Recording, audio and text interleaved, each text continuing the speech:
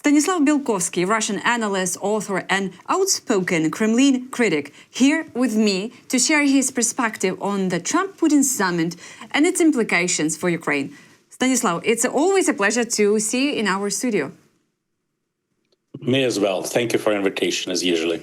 Stanislav, in your view, I'm opening the media and my head is going to explode from the analysis that I've seen. But in your view, is Putin's main goal in Alaska to show that Russia is once again one of the few centers of power in the world and just to use Trump to legitimize that status? Putin is realistic about his place and presence in the modern world, regardless of he says publicly, because to a certain extent he uses Soviet stereotypes to increase the influence of Russia in the modern world. But nonetheless, it's not his basic goal to show this level of influence. His basic goal is first and foremost to conquer the Ukraine, regardless of what would be agreed on with Donald Trump in Alaska now. Secondly, to legitimize himself and normalize himself in the modern world through American president and through the United States, to get back to the negotiation table, being no more considered as a bloody dictator, as it's been usual for the past 3 years and a half. Thirdly, to leave some sanctions imposed on Russia because of this full-scale war against Ukraine, and to enter the new large, even enormous business projects with America and American business to considerable extent embodied by Donald Trump and his inner circle personally. So 3 goals and 3 priorities. Ukraine is priority number 1 anyway. For Donald Trump, in my opinion, the priority scale seems some different. A little bit different. For him, priority number 1 is a big business with Russia and Putin on natural resources. That's a priority number 1 from your perspective? For Trump. For Trump? Yes. Okay. For Trump, yes. For Trump, it's Russian natural resources and Arctics and Northern Sea route.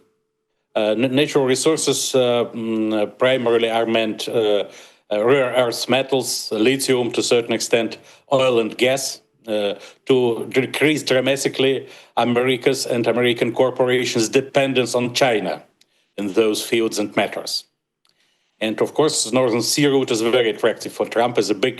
Trump is a typical big businessman who's become America's president. If we read again, for the very first time, Trump's books, iconic books, Art of the Deal, 1987, written together with Tony Schwartz, and America We Deserve of 2000, we can understand quite well what Trump as president is and what he wanted to be for ages, because already in the book America We Deserve 25 years ago, Donald Trump formulated his future and his vision of his future as America's political leader. The basic idea is to bring Trump's business practice and business psychology as a tough and hard negotiator to politics, and business management technologies into big politics. That's what Donald Trump really accomplishes now, and this understanding is very predictable. Contrary to what is often said about him, he's hardly predictable. No, he's hardly predictable, and he's described himself very elaborately already in 1987, and moreover in 2000, in both of his program books. And that's why for him those business matters, big business with Putin, as priority number 1. Priority number 2 is to use Russia as a leverage to press some other big countries and America's trade partners, India, Brazil, and first and foremost China, of course. As I can mention that in the book America We Deserve, Donald Trump already depicts China as a main threat source and the most dangerous competitor of America. So his attitude to China has been formed many years ago. It's not a sudden process. Emerged not far ago. And number 3 for Trump is Ukraine and putting stop to the big war in Europe. If Trump could do without this topic at all, he would prefer it. But he promised to put stop to the end of Ukraine, to put stop to the war in Ukraine. He promised it to his constituents, to America, to the world, to himself, which is of paramount importance for him and his gigantic ego. And he understands that they cannot reach any agreement with Putin without reaching some kind of ceasefire in Ukraine, as far as the perception of his constituents and large part of America's political establishment are concerned. That's why he's involved in the Ukraine theme, which at the same time emphasizes again and again that this is not his war by Biden's, but being a real savior of the world, he should put stop to all the wars launched before his coming to White House again. And so he has put stop to 6 wars, as he says already. And so the Ukraine war is the key jewel which he should stop. Yes, Jew in his crown of stopped wars. Yeah. You know, why I was kind of surprised when you said for American president, the priority number 1 is now Ukraine. Why I was surprised, because just maybe a few minutes ago, Putin, Ukraine, of course. Yeah. I was reading Bloomberg. The analysts were saying that for Trump, Ukraine is still like a key priority, but for Putin, just meeting with the American president on the American soil, it's already kind of a diplomatic victory. So that's why I was. To some extent, yes. To some extent, yes, because Putin shows that he is accepted by American president in America, and he's no more a bloody tyrant, which cannot be touched. And he's a good partner for negotiations again. That's, of course, is a good, favorable diplomatic result for Putin. And as far as meeting takes place in America, so both Trump and Putin show that they cannot do without Europe. They do not need Europe as an intermediary, even in symbolic sense of the world. Yes, because Putin goes to America directly from Russian territory, from Russian soil. Yeah, absolutely. At this moment, I'm reading that American president is in his plane flying to Alaska from Maryland. And, I'm curious about your point of view about the delegations that's going to meet. How, are they equal in terms of experience? Why I'm asking, because if you recall 2018, there was also, if I'm not mistaken, meeting of American president with Putin. It was a complete failure for Trump. And I mean, is that going to be the same? How do you assess the delegations of both countries? The delegations reflect the number of topics, the scale of topics to be discussed in Alaska. As I mentioned, the big business, first and foremost, for Trump. Yes. And connected with the lifting of some sanctions imposed on Russia, against Russia, for the past 11 years since the Crimea annexation in 2014. Of course, it wouldn't be all the sanctions lifted. There will be some sanctions, partial lifting, especially in the business fields, most important and interesting for Trump, I just mentioned. Arctic's Northern Sea Route, natural resources, including lithium and rare earth metals, oil, gas, and so on and so forth. I think some sanctions concerning primarily the military-industrial complex would stay, I think, for some period of time. And it would depend on how it would go on with Ukrainian war and the ceasefire and the results of it. Because even the ceasefire now does not mean that Putin would not renew the war again in coming months or years. Anyway, getting back to the position for Putin, not for Trump, Ukraine is the number one priority.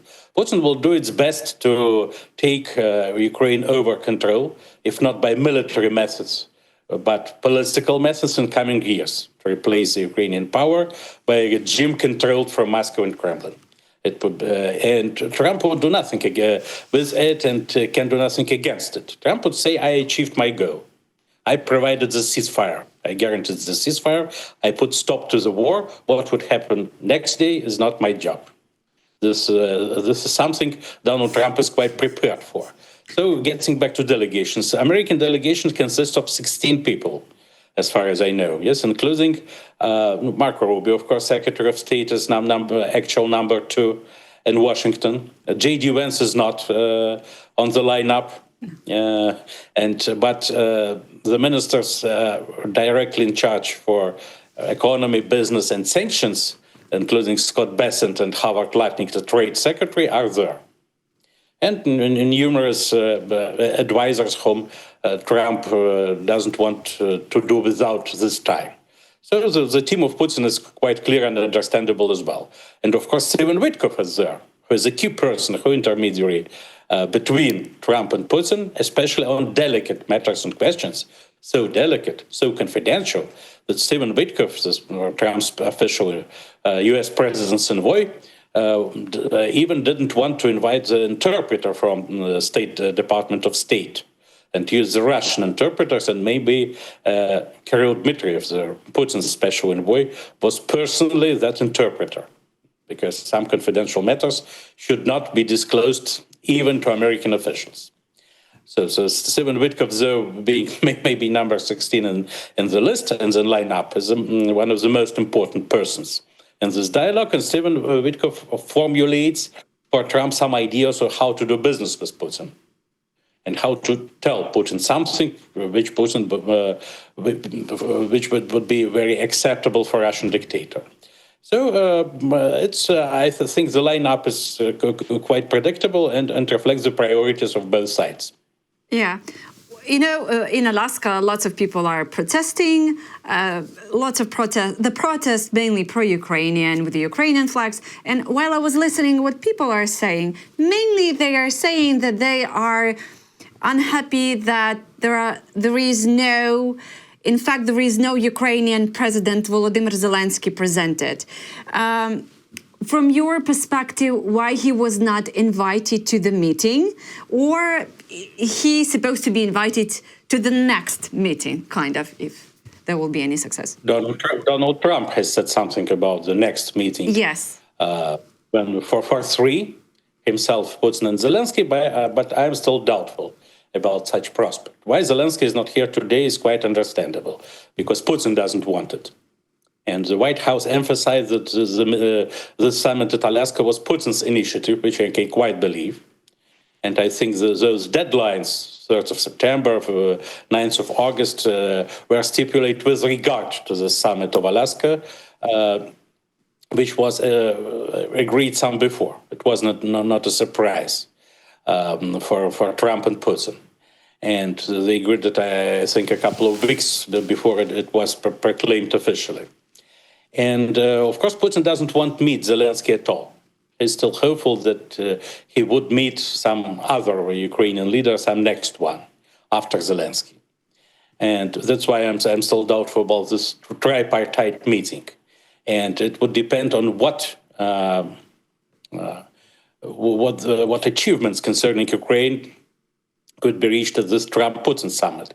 It's Trump-Putin summit containing the very considerable confidential part concerning, first and foremost, the business capabilities, commercial opportunities, as Stephen Witkoff has depicted it several months ago. So Zelensky has nothing to do with it. But as far as Ukraine is concerned, Putin's requirements concern territorial exchanges.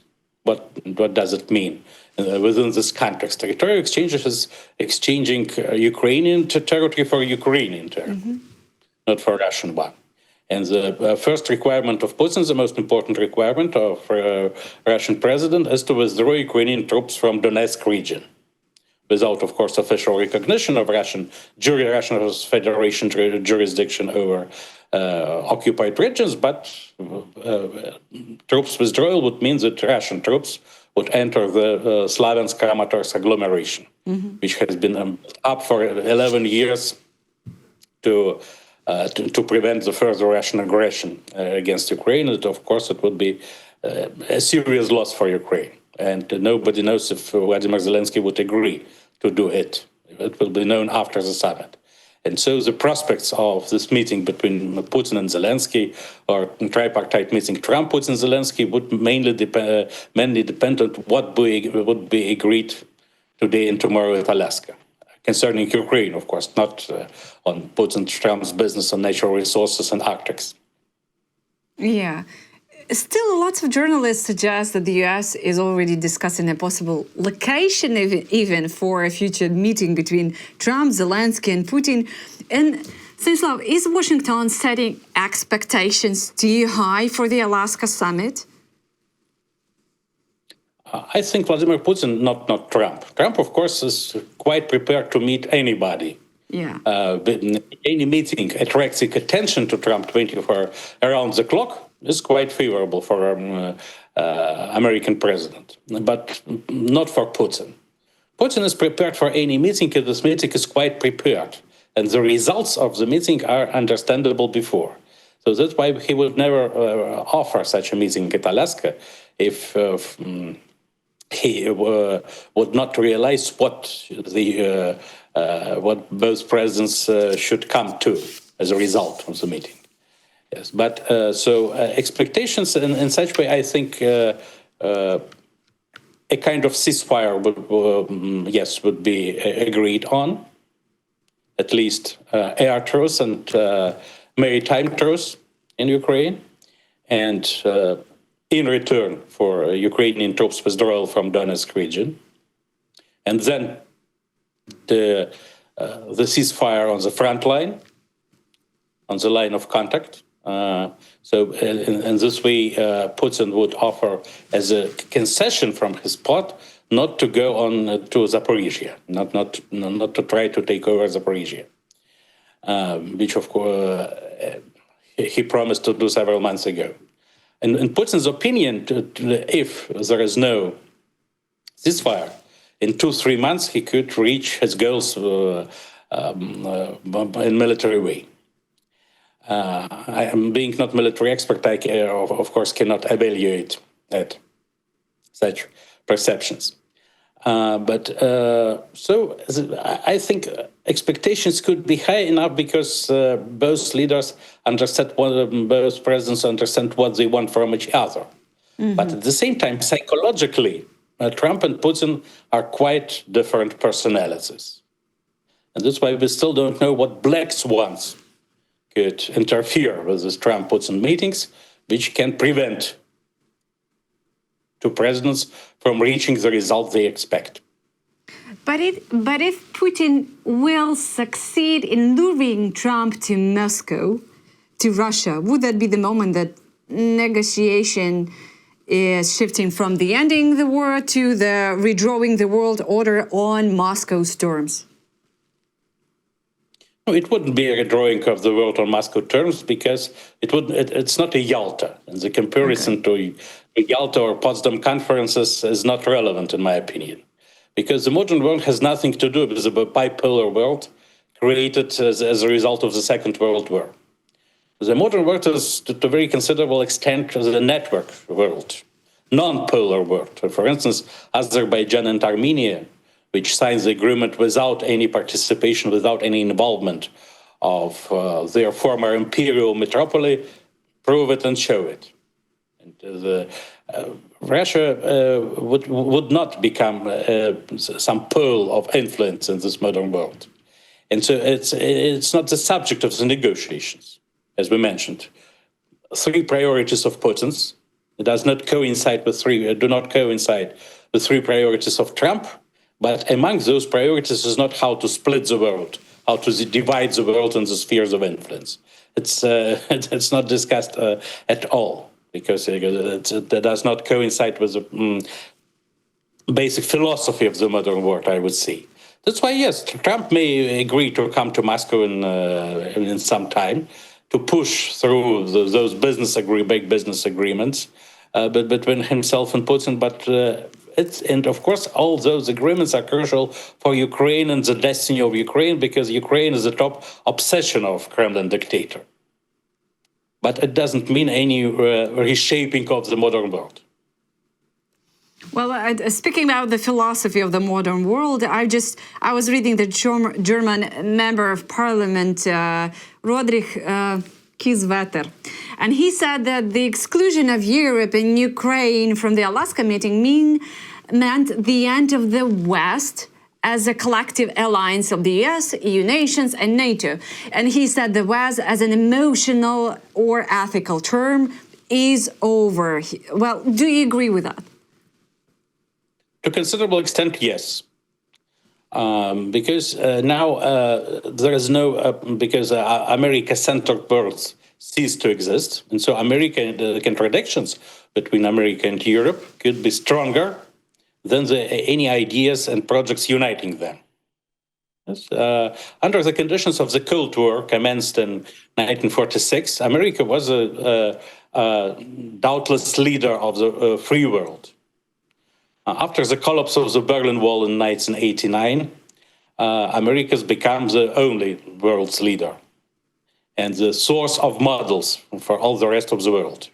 But now the America-centered world is over, and European Union will have to look for, would have to seek its identity besides America. It's which, in my opinion, would inevitably lead Europe to restoration of the Christian grounds of its identity. But the basic fundamental interests of Europe and America are not similar from this very moment. If we remember the world before the Second World War, we should regain in our memory that for America, the question to interfere with European matters or not to interfere has been acute for ages. And there have been influential circles in America before the First World War and in the beginning of the Second World War who were completely against it. And even if we can consider the MAGA camp, Make America Great Again camp, the influential wing of this camp still thinks that America could quite do it better with Hitler during the Second World War, and not to get so as not to get involved in the devastating global conflict. Of course, it does not reflect the position of Donald Trump himself as the majority of MAGA camp, but nonetheless, such opinion, such point of view does exist anyway. And that's why so America would go its way, Europe it's the way of its own, quite separately from America. It's the reality of this modern network, non-polar world. But the European elites are still not psychologically prepared for such march of events, because they were grown up under the conditions of European dependence on America and the necessity of coordination of all key steps and fundamental European decisions with Washington.